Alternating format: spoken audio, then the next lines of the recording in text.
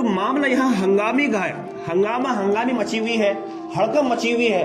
یا سوچنے کا، بیٹھنے کا، پلاننگ کرنے کا، دیر تک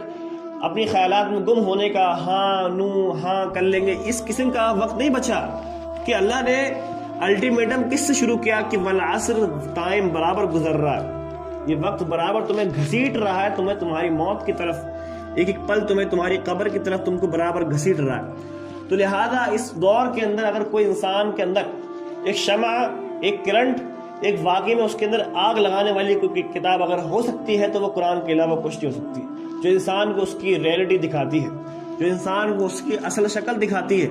جو انسان کو اس کے اندر موجود اس کے ایمان کو بھڑکا کر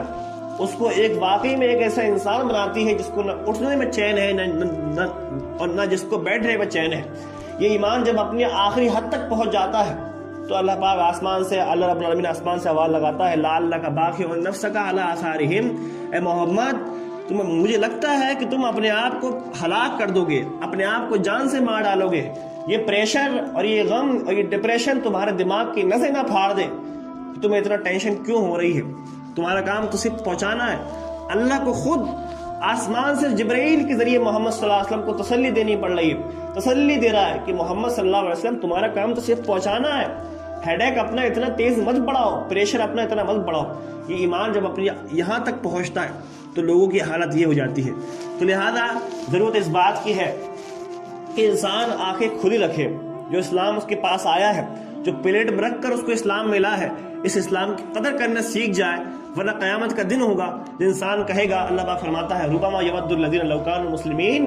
کہ اس دن لوگ کہیں گے کہ کاش ہم بھی فرما بردار ہوتے تو آج ہم بھی ان لوگوں کی طرح جو ان کو انعامات مل رہے ہیں، ہمیں بھی اس طرح کے انعامات ملتے، ہمیں بھی اس قسم کا عیش ملتا۔ وَحِیلَ بَیْنَهُمْ وَبَیْنَ مَا یَشْتَہُونَ، انسان کی ساری خواہشوں کے درمیان جو وہ چاہے گا ایک بڑی آڑ لگا دی جائے گی انسان۔ اور یہاں دوسرے مسلمانوں کا معاملہ کیا ہوگا کہ مطلب وَلَکُمْ فِیہَا مَا تَشْتَہِی الْأَنفُسُ، شہا کہتے ہیں نفسانی خواہشات کا بڑھنا، جو بھی خیال تمہارے ذہن میں آئے گا وَلَکُمْ فِیہَا، تم اس کے مالک ہو۔ تم نے کہا 100 دکانیں 100 مکان، تم نے کہا سونے کی نہریں سونے کی نہریں، تم نے کہا نہریں، اور تم نے کہا پرندے پرندے،